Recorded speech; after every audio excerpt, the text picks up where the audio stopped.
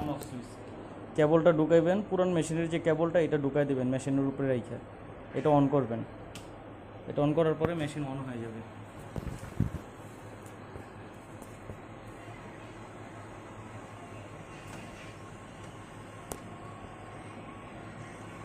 Machine on হইতে আপনার যে 5-7 সেকেন্ড সময় নেবে। এটা ধৈর্য ধরে একটু অন হওয়ার পরে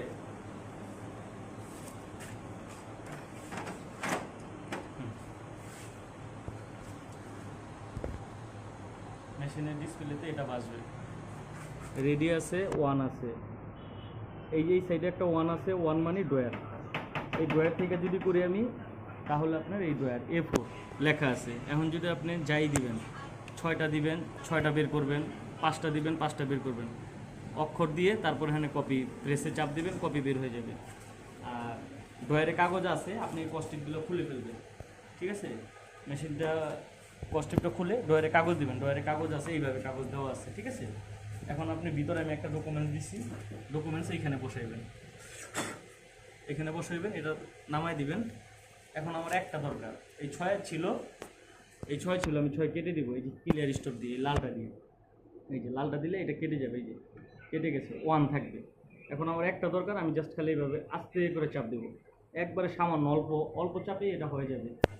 এই এখন একটা বের হবে মেশিন থেকে। কাগজ শেষ হয়ে গেছে,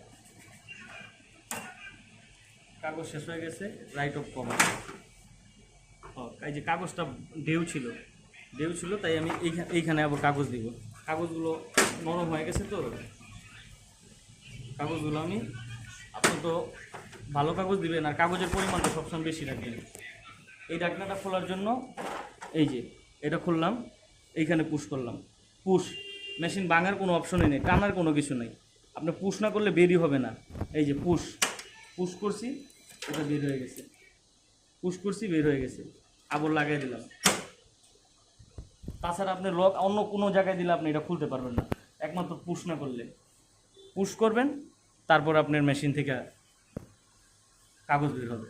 এখন যে কাগজটা আটকাই ছিল ওইটা মাথাটা নিচের দিকে ছিল, এর জন্য আটকাই ছিল, এখন কাগজ বের হয়ে যাবে।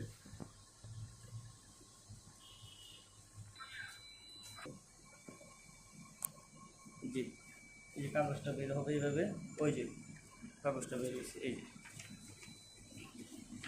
ঠিক আছে, একবারে নিট অ্যান্ড ক্লিন, এইভাবে আপনি কপি করতে পারবেন।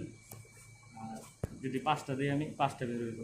এখন আমি কালি নষ্ট করে লাভ নেই, এখন আমি সাদা কাগজ করব। ঠিক আছে, 8-10টা সাদা কাগজ করব। এখন যদি আমি 10 লিখি, তাহলে 1 তো লেখাই আছে, 1